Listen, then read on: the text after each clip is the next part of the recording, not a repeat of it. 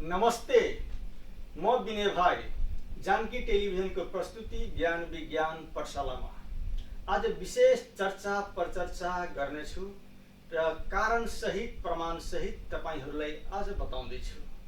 आज पुरै बजार आज नेपालभरि नै हिन्दू राष्ट्र कायम गर्नुपर्छ भनेर अनेक आवाज आइरहेको बेलामा म आफ्नो एउटा सैद्धान्तिक विचार राख्न चाहन्छु। नेपाललाई हिन्दू राष्ट्र होइन, सनातन वैदिक राष्ट्र घोषणा गर्नुपर्छ र यो निवेदन मैले प्रधानमन्त्रीज्यू समक्ष पनि पेश गरिसकेको छु कि नेपाललाई कहिले पनि हिन्दू राष्ट्र घोषणा गर्नु हुँदैन, सनातन वैदिक राष्ट्र घोषणा गर्नुपर्छ। र ईशा उपनिषदमा लेखिएको छ, ओम पूर्णमदः पूर्णमिदं पूर्णात् पूर्णमुदच्यते पूर्णस्य पूर्णमादाय पूर्णमेवावशिष्यते। यो ब्रह्माण्ड आफैमा पूर्ण छ, यसबाट जे निस्किन्छ त्यो पनि पूर्ण छ र पूर्णतामा पूर्णता निकाल्दा पनि जो बाँकी रहन्छ त्यो पनि नै पूर्ण हुन्छ। यही शाश्वत सत्य हो, यही विज्ञान र यही अनंत चेतनाको नाम सनातन हो। आज राजनैतिक र भौगोलिक परिधिभित्र अल्झिएको नेपाललाई केवल हिन्दू राष्ट्रको संकुचित परिभाषामा मात्र सीमित राख्नु यसको अलौकिक ऊर्जाप्रति अन्याय गर्नु हो। सिन्धु नदीको तटबाट सृजित हिन्दू शब्दले एउटा कालखण्ड र निश्चित पहिचानलाई त समेटला, तर यस भूमिको वास्तविक गहिराईलाई व्यक्त गर्न सक्दैन। नेपाल त आदिकालदेखि नै सनातन वैदिक राष्ट्र हो। यो कुनै सम्प्रदाय होइन, यो ती सृष्टिको आदि ध्वनि ब्रह्माण्डीय नियन्त्रण हो, नियम हो, रीत हो र जीवन्त स्वरूप हो। रीत र सनातनको सम्बन्धलाई यदि हेर्नु हो भने सृष्टिको अभौतिक विज्ञान वैदिक दर्शनमा एउटा शब्द छ, रीता। रीत भनेको तो प्राकृतिक र ब्रह्माण्डीय व्यवस्था हो जसका कारण ग्रहहरू निश्चित गतिमा घुम्छन्, ऋतुहरू परिवर्तन हुन्छ र जीवनको चक्र चल्छ। जब हामी नेपाललाई सनातन वैदिक राष्ट्र भन्छौँ तब हामी कुनै राजनैतिक व्यवस्थाको कुरा गरिरहेका हुँदैनौँ, बल्कि पृथ्वीको त्यो भूमिपट्टिको कुरा गरिरहेका हुन्छौँ जहाँ रीता अर्थात् प्रकृतिको नियम सबैभन्दा शुद्ध रूपमा क्रियाशील छ। वेदको अर्थ हो ज्ञान। यो ज्ञान मानिसको मस्तिष्कबाट उब्जिएको विचार होइन, यो त ती ऋषिका चेतनाबाट सुनिएका श्रुति ब्रह्माण्डीय तरङ्गहरू हुन् जसलाई आधुनिक विज्ञानले अहिले क्वान्टम फिल्ड वा स्ट्रिङ थ्योरी भन्न थालेका छन्। यतिकै मात्र होइन, यो हाम्रो नेपाल हिमाल र शिवत्व चेतनाको सर्वोच्च शिखर हो। नेपालको भूगोल साधारण भूगोल होइन, यो चेतनाको भूगोल हो। शिवको अर्थ हो शून्य, जुन छैन त्यो अनन्त शून्यता र ऊर्जायुक्त चेतना नै शिवत्व हो। मेरुदण्ड र हिमालयको सम्बन्धलाई यदि हेर्नु हो भने यो मानव तनको मेरुदण्ड, यो नेपालको मेरुदण्डलाई यदि हिमालसँगको सम्बन्धलाई जोड्नु हो भने मानव शरीरमा जसरी मूलाधारदेखि सहस्रार चक्रसम्म ऊर्जा प्रवाह हुन्छ र सहस्रार चक्रमा पुगेपछि मानिसले परम ज्ञान प्राप्त गर्छ, ठ्याक्कै त्यसै गरी यो पृथ्वीको मेरुदण्ड हिमालय हो। नेपाल त्यही सहस्रार चक्रको केन्द्रबिन्दु हो जहाँ ब्रह्माण्डको सर्वोच्च चेतना सङ्कलित छ। यतिकै सीमित छैन नेपालको रहस्य। वैज्ञानिक रहस्यलाई यदि बुझ्नुभयो भने पिरामिड इफेक्ट र हिम श्रृङ्खलाका खजाना हुन् नेपाल। वैज्ञानिक अनुसन्धानहरूले प्रमाणित गरेका छन् कि पिरामिड जस्तो आकारले ऊर्जालाई केन्द्रित फोकस गर्छ।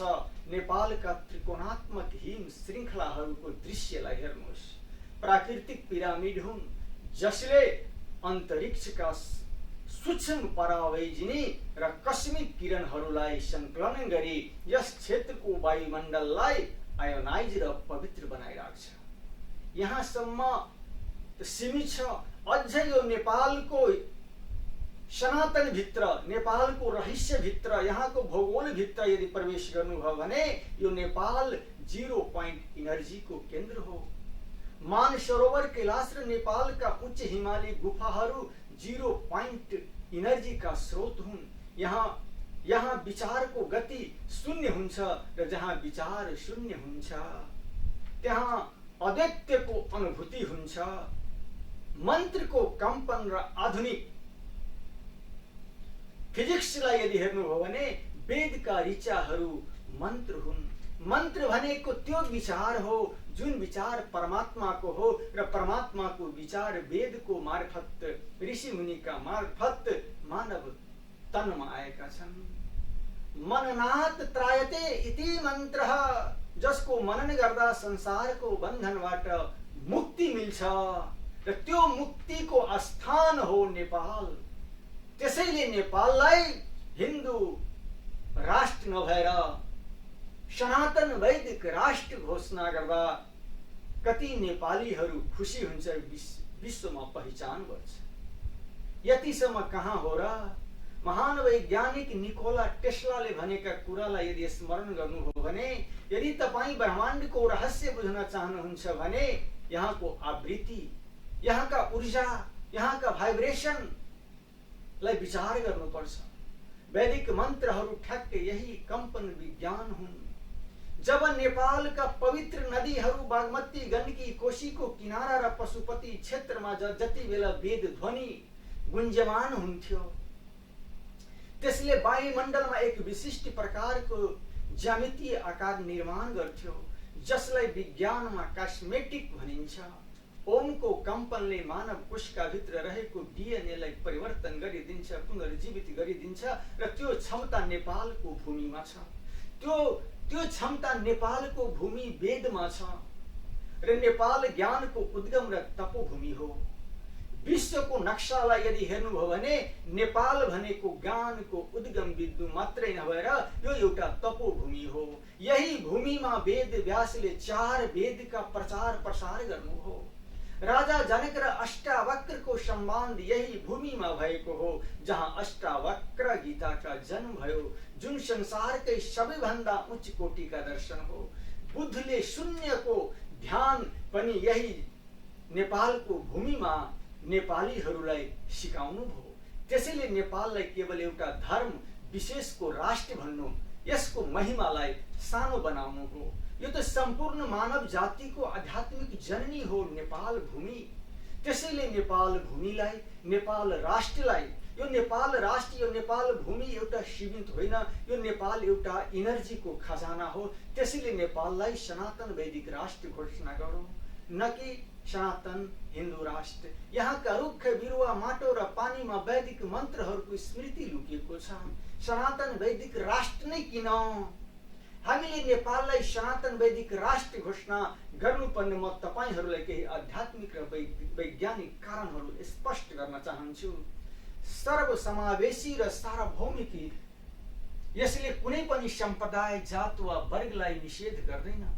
वेदले भन्छ किरणवन्तो विश्वमार्यम, सम्पूर्ण विश्वलाई श्रेष्ठ बनाऊ, यो पुरै विश्व नै एउटै परिवार हो। त्यसपछि तपाईलाई एउटा म प्रमाण दिन्छु, आधार दिन्छु, प्रकृति र विज्ञानको समन्वय।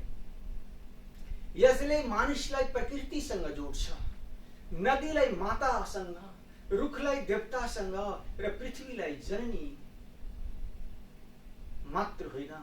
यो त एउटा आधुनिक पर्यावरणीय जुन क्लाइमेट चेन्जको एक मात्र आध्यात्मिक समाधान हो।